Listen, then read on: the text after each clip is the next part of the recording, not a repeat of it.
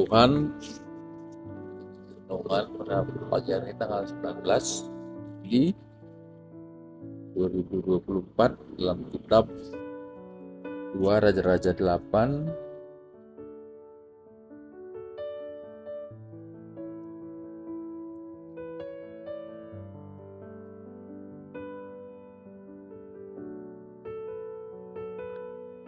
ayat 25 sampai 29. Berikutnya Ahazia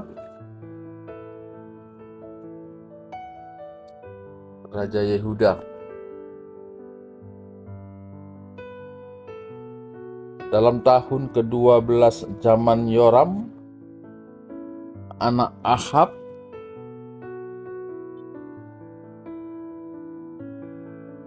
Raja Israel, Ahazia anak Yoram, Raja Yehuda menjadi raja.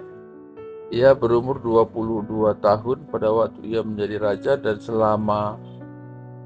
dan setahun lamanya ia memerintah di Yerusalem. Nama ibunya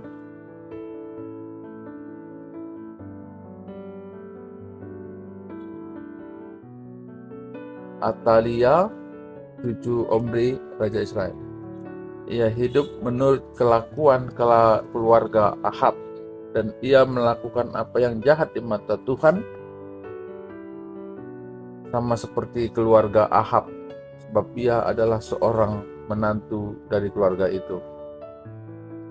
Ia pergi bersama-sama Yoram bin Ahab untuk berperang melawan Hazael, Raja Aram, di Ramot Gilead, tetapi orang-orang Aram melukai Yoram. Kemudian pulanglah Raja Yoram ke Yisrael supaya diobati luka-lukanya yang ditimbulkan orang Aram di Rama. Pada waktu ia berperang melawan Hazael, Raja Aram, dan Ahazia, anak Yoram Raja Yehuda, pergi menjenguk Yoram bin Ahab di Yisrael karena dia sakit. Ya. Jadi ini cerita ataupun peristiwa pada masa kepemimpinan Ahazia. Pemimpinan Ahazia yaitu Raja Yehuda sekitar tahun 841 Masehi, yang pada masa yang bersangkutan di Israel Utara yang menjadi raja adalah Yoram.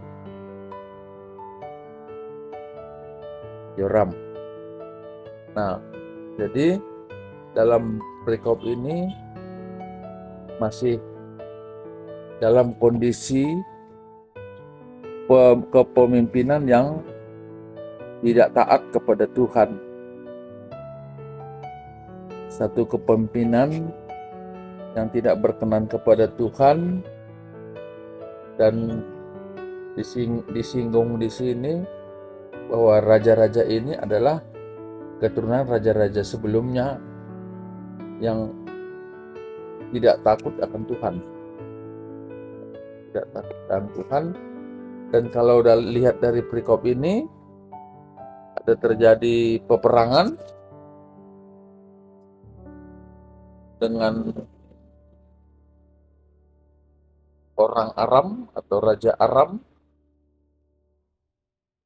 dan dalam perikop yang singkat ini menjelaskan adanya satu kondisi, dalam arti bukan sesuatu kemenangan gitu ya. Ada hal yang membuat kondisi raja ini terluka. Nah, saya kira ini jadi perenungan bagi kita, satu kondisi Yehuda yang tidak taat kepada Tuhan, ya pastilah ketika menghadapi suatu pertempuran, tidak ada dialog dengan Tuhan. Beda dengan kepemimpinan-kepemimpinan sebelumnya yang takut akan Tuhan, mulai dari Raja Daud, itu selalu mereka bertanya kepada Tuhan, apakah itu perlu dilakukan, apakah itu memberikan suatu kebenangan, baru dilakukan. Nah ini tidak. Nah ini juga menjadi perenungan bagi kita dalam setiap mengawali suatu kehidupan, baik itu setiap hari, atau juga ketika kita mengalami suatu tantangan kehidupan, ketika mungkin dalam kondisi sakit, mungkin ada pergumulan yang lain, misalnya ekonomi, pekerjaan, dan lain-lain. Apakah kita selama ini bertanya kepada Tuhan atau memohon pertolongan Tuhan atau memohon penyertaan Tuhan, atau ya pergi begitu saja dengan satu harapan syukur-syukur menang, kalau enggak ya udah. Nah ini juga memberikan gambaran apakah kita ini selama ini ada hubungan atau kekerabatan dengan Tuhan. Kalau kita punya hubungan kekerabatan dengan Tuhan, pastilah kita selalu menyertakan Tuhan di dalam setiap memulai aktivitas kita setiap hari, atau melakukan pekerjaan, atau menghadapi suatu tantangan kehidupan.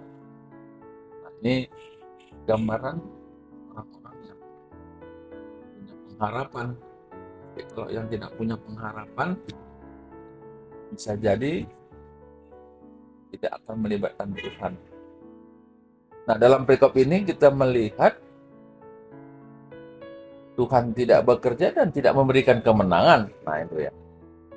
Nah, sehingga ini juga perlu kita lakukan dalam kehidupan sehari-hari. Bagaimana keterlibatan Tuhan dalam setiap aktivitas kehidupan kita.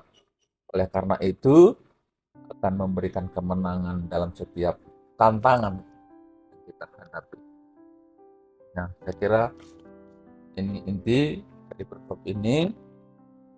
Bahagialah orang yang merenungkan firman Tuhan siang dan malam, karena ia akan hidup seperti pohon yang tumbuh di pinggir sungai, yang berbuah pada waktunya dan daunnya tidak pernah layu, dan apapun yang dilakukannya akan berhasil.